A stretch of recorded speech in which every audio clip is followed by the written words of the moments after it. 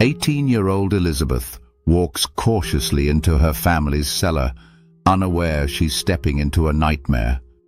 In moments, a heavy door slams shut, and her world goes dark.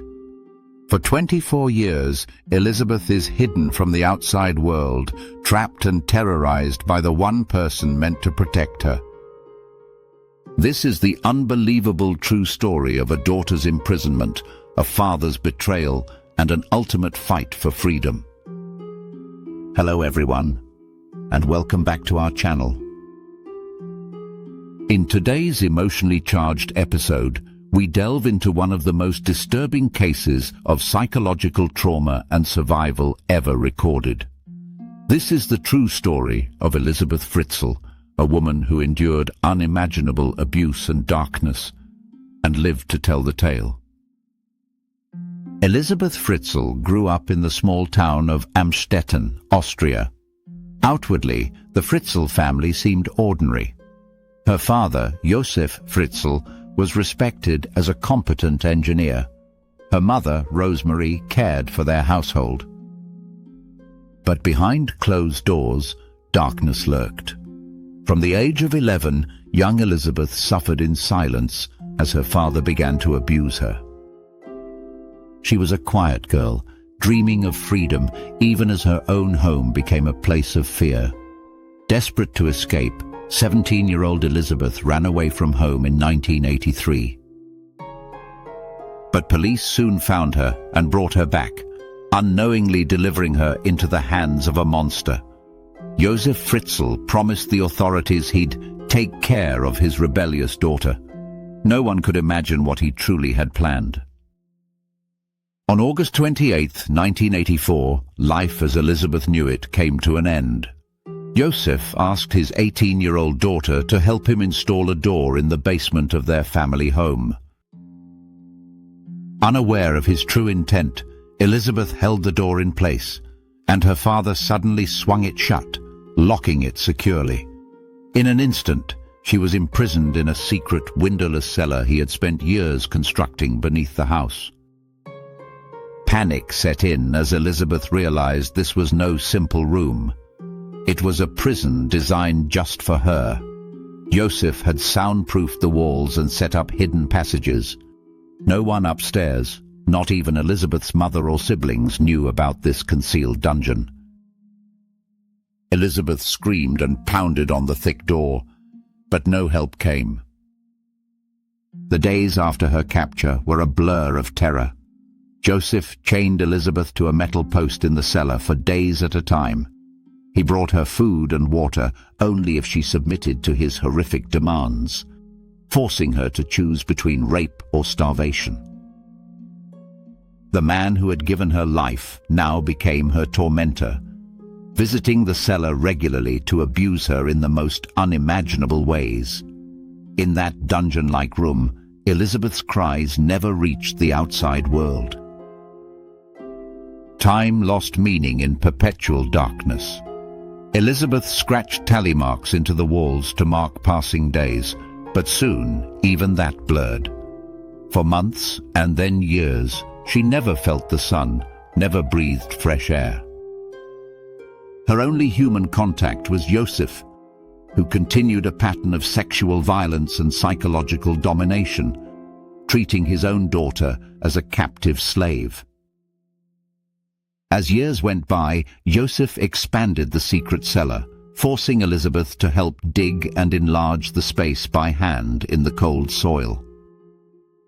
He created a warren of small rooms, a makeshift kitchen, sleeping area, and even a rudimentary bathroom, all hidden just feet below the unsuspecting family living upstairs. He warned Elisabeth that if she ever tried to escape, deadly traps or gas would kill them all. It was a lie to instill fear. There were no such traps. But it kept Elisabeth and any future children too afraid to attempt escape. Incredibly, amid this living hell, life persisted. Elisabeth became pregnant repeatedly as a result of the assaults. Over the 24 years of captivity, she gave birth to 7 children, all fathered by Josef. Imagine enduring labor and delivery in a dark cellar, utterly alone. Elisabeth delivered each baby with no medical help, biting down on a towel to stifle her screams of pain.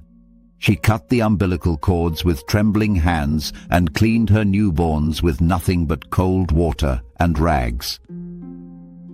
Tragically, one infant boy, Michael, died shortly after birth, likely from breathing complications in that damp cellar. Josef took the tiny body away and later admitted he incinerated his own infant son's remains in a furnace, showing no shred of remorse. Of the surviving 6 children, the cruel situation took a strange turn. Josef decided that 3 of the children would live upstairs in the normal world, and 3 would remain locked below with Elisabeth. As each of the first 3 babies turned about 9 months old, Josef crept them out of the cellar. He left these infants on his doorstep or in the yard, then staged their discovery for Rosemary. To explain the mysterious appearances, he forced Elisabeth to write letters pretending she was alive and had joined a cult, claiming she couldn't care for the babies. One night, Rosemary found a baby girl, Lisa, swaddled outside with a note from Elisabeth begging her parents to look after the child. Later, a second infant, Monica, and then a third, Alexander, were likewise presented as foundlings from the missing Elisabeth. Josef had spun an elaborate lie. Elisabeth was supposedly off with a cult and kept dropping off her unwanted children at the family home. Shockingly, authorities believed him. Social services even praised Josef and Rosemary for taking in their grandchildren, and they officially fostered or adopted the 3 upstairs kids. Down in the cellar, Elisabeth remained with the other 3 children, Kerstin, Stefan, and Felix, who had never seen sunlight or the outside world. In this cramped underground space, no more than 55 square meters, even after expansions, Elisabeth did her best to create a semblance of family life.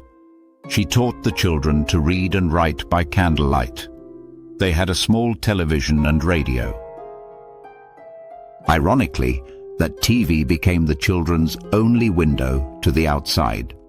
Elisabeth would tell them that the world they saw on TV was real, but they themselves could not go there because they were locked away for their safety.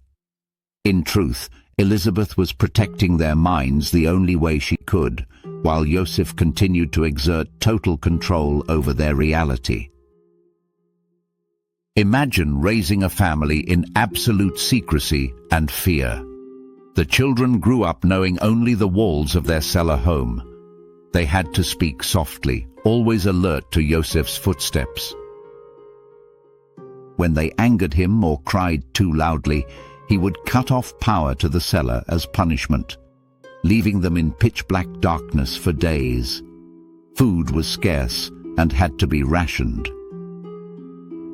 They celebrated birthdays with a bit of extra bread if they were lucky.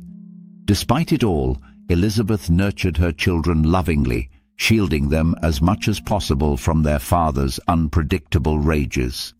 Her strength of spirit in such conditions was nothing short of heroic. Above ground, Rosemary and others had no idea that beneath their feet was an invisible family. Josef continued living a double life. Astonishingly, he kept up normal appearances, going to work, having dinner with his wife, even vacationing, while for decades his daughter and 3 of his grandchildren, languished in a cell below. Neighbors found Josef gruff and domineering, but never suspected the horrifying secret in his cellar. It seemed the Fritzl house of horrors was impenetrable. By 2008, Elisabeth's eldest captive child, Kerstin, was 19 years old and gravely ill. Years without sunlight and proper nutrition had weakened Kerstin's immune system. She collapsed unconscious, suffering kidney failure and life-threatening symptoms. Elisabeth was terrified that Kerstin would die in that cellar. She begged Josef for mercy. Their daughter needed a hospital immediately.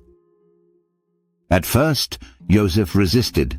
Taking Kerstin out would risk exposing his secret. But as Kerstin's condition worsened, he realized that if she died and he disposed of the body, he might finally lose Elisabeth's cooperation or cause an uncontrollable disaster. After 24 years of absolute control, Josef's iron grip began to slip. He relented and decided to seek medical help for the dying girl. In April 2008, Josef removed 19-year-old Kerstin from the dungeon. Under cover of night, he carried the unconscious girl into the hospital, claiming he'd found a mysterious note from Elisabeth, saying she couldn't care for the sick Kerstin. At the hospital, doctors were alarmed. Kerstin was severely malnourished, pale, and had an unexplained illness. The note, supposedly from her mother, raised many red flags. It was oddly written and overly convenient. Who was Kerstin's mother, and where was she? Hospital staff felt something was deeply wrong. They alerted the police and even made a public announcement on local TV, urging Elisabeth, the missing mother, to come forward with medical history to save Kerstin's life. Down in the cellar, Elisabeth and her two remaining captive sons, Stefan, 18, and Felix, 5, unexpectedly saw a startling report on the television. Doctors pleading for Kerstin's mother to come help. Elisabeth's heart pounded. This was her chance. The world was finally looking for her. She confronted Josef when he returned, telling him the doctor's message was clear. If Elisabeth herself didn't come, Kerstin might die and the lie would unravel. After days of pressure, Elisabeth did the bravest thing she had ever done. She convinced her captor to let her go above ground. She promised to cooperate with his story if only she could see her ailing daughter. Perhaps out of fear of getting caught, or perhaps believing he had covered his tracks well, Josef actually agreed. On April the 26th, 2008, a date Elisabeth would remember as her second birthday, Josef Fritzl allowed Elisabeth out of the cellar for the first time in nearly a quarter century. Blinking in the sunlight, weak and pale, 42-year-old Elisabeth carried little Felix while Josef led Stefan by the hand. He drove them straight to the hospital under the pretense that this long-lost mother had suddenly emerged from the cult to help Kerstin. Imagine the scene in the hospital corridor. Doctors and police watched in astonishment as a gaunt, ghostly woman arrived, accompanied by an older man and two bewildered boys. Elisabeth's face was ashen, her hair white-grey, and her teeth decayed from years of poor nutrition. Though only 42, she looked decades older, more like a withered sister of her mother than a daughter, as one report later described. The staff immediately pulled Elisabeth aside. Sensing the moment had come, police separated Josef from the family and detained him right on the hospital grounds. At the police station, Elisabeth was initially too terrified to talk. She had been warned by Josef that if she ever spoke out, something bad would happen. Only when authorities promised her she'd never have to see her father again did Elisabeth find the courage to speak. In an extraordinary hours-long interview, her entire horrific story tumbled out. 24 years of captivity, rapes, the births of 7 children in the cellar, the cruelty and lies Josef had spun. Seasoned police officers were in shock and broke down as they listened. The truth was beyond their darkest imaginings. A true house of horrors right in their town. When Josef Fritzl was confronted with his daughter's testimony, he finally cracked. Faced with undeniable evidence and Elisabeth's own words, the 73-year-old Josef confessed to most of it. The abduction, the years of abuse, the children, even the death of baby Michael. He was arrested and charged with a litany of crimes: rape, incest, kidnapping, slavery, coercion, and murder by negligence for the infant who died. News of the cellar incest case exploded across the world. People struggled to comprehend how a father could commit such atrocities and how this horror went undetected for decades. Media dubbed the underground prison the House of Horrors, and Josef Fritzl became perhaps the most reviled man in Austria. After 24 years in darkness, Elisabeth and her children stepped into a new world. They were immediately given medical care and placed in a psychiatric clinic, shielded from the press frenzy.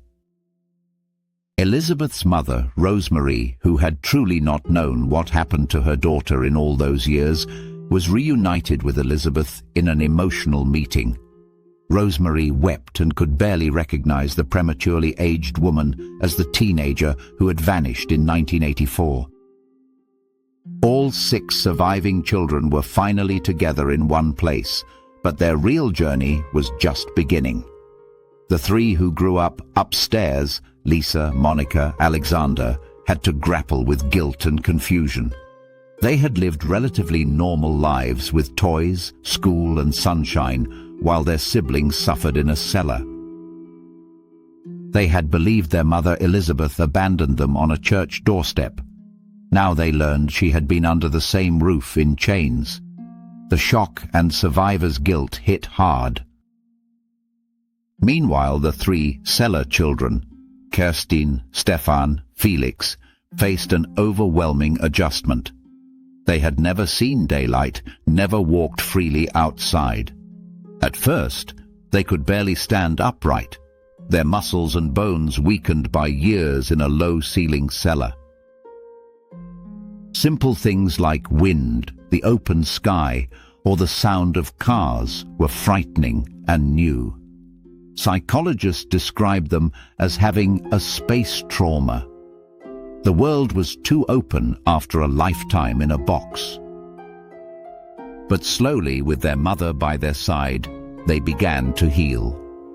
Kerstin awoke from her coma after weeks and recovered her strength, learning that her bravery in getting sick had saved them all. Stefan, who was 18 and had never had a day outside, marveled at the moon and stars.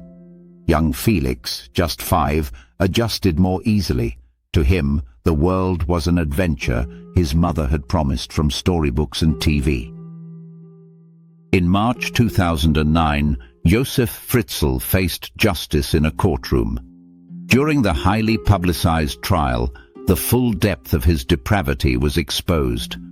Prosecutors revealed how methodically he planned the cellar and the lies. Notably, a psychiatrist testified that Josef had an overwhelming need for control, driven by a warped sense of power and sexual obsession. Josef himself tried to paint his actions in a twisted light, claiming he brought flowers and toys into the bunker for the captive family, and that he could have killed them all but didn't. As if that made him humane. The court was unswayed by these self-serving justifications. Elisabeth Fritzl bravely provided videotape testimony so she wouldn't have to face her father in person. In a stunning move, Elisabeth actually attended one day of the trial in disguise, sitting in the back to observe Josef's fate. He was unaware she was there. Seeing her gave Josef a jolt. The next day, confronted with her presence and testimony, he changed his plea to guilty on all counts. It was as if the sight of Elisabeth, alive, free and unbroken, finally shattered his defenses. The jury and judge had no doubt.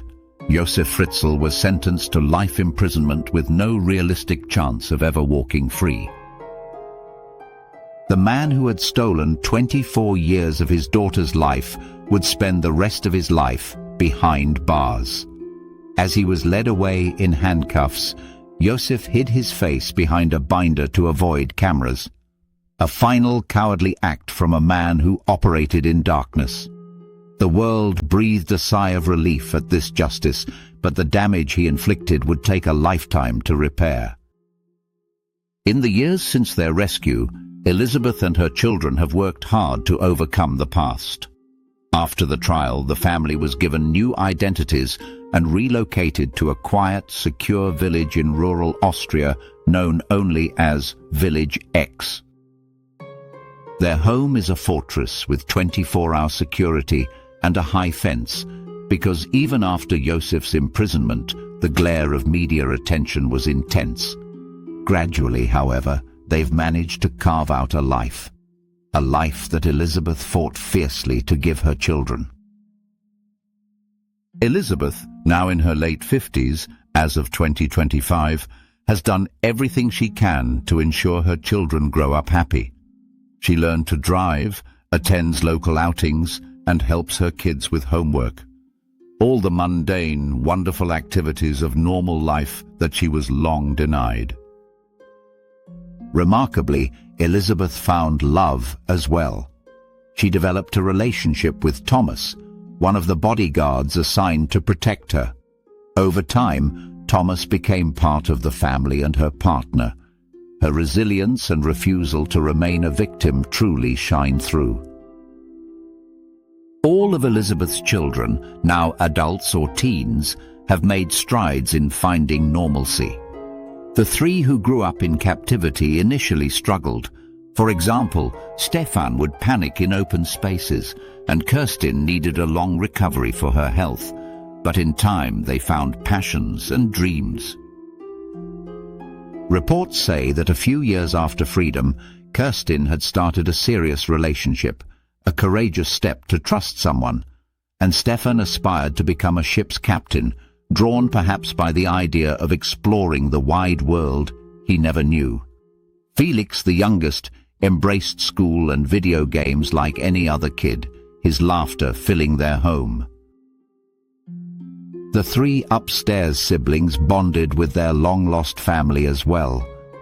Though guilt was a hurdle, therapy helped them understand it was Joseph's evil, not their own, that caused this. Neighbors described the family as surprisingly polite, happy, and tight-knit, given what they went through. Elisabeth's story has also inspired others. Her ordeal was so profound that it loosely influenced the award-winning novel and film Room, about a mother and child in captivity. Many see Elisabeth as a symbol of incredible human resilience, proof that even after unimaginable trauma, one can fight for a new life. She has deliberately stayed out of the public eye, focusing on privacy and healing. And who could blame her? After being known to the world as a victim, she chose to live quietly as a survivor. In the end, the tale of Elisabeth Fritzl is a harrowing journey through the darkest depths of human cruelty and the indomitable strength of the human spirit. It's a story of betrayal by a parent so monstrous it defies belief, and of a daughter who somehow kept hope alive in a world with no light. Elisabeth saved her children and herself through courage, wit, and enduring love. A true hero, born from a nightmare. As we reflect on this story, we remember that evil can hide behind ordinary facades, and that we must listen to those who have no voice. But we also take heart in Elisabeth's example. After 24 years of night, she found a new morning. Her past will always cast a shadow, but it does not define her future. If Elisabeth Fritzl can emerge from such darkness and build a life of meaning and love, it shines a beacon of hope for anyone overcoming trauma. Darkness cannot last forever, the truth will come to light, and healing, even if slow, can finally begin. Thank you for watching. If this true story moved you, please like and share this video. Subscribe to our channel for more real-life stories that remind us of the extremes of human cruelty and the incredible power of redemption. Until next time, stay safe and stay compassionate.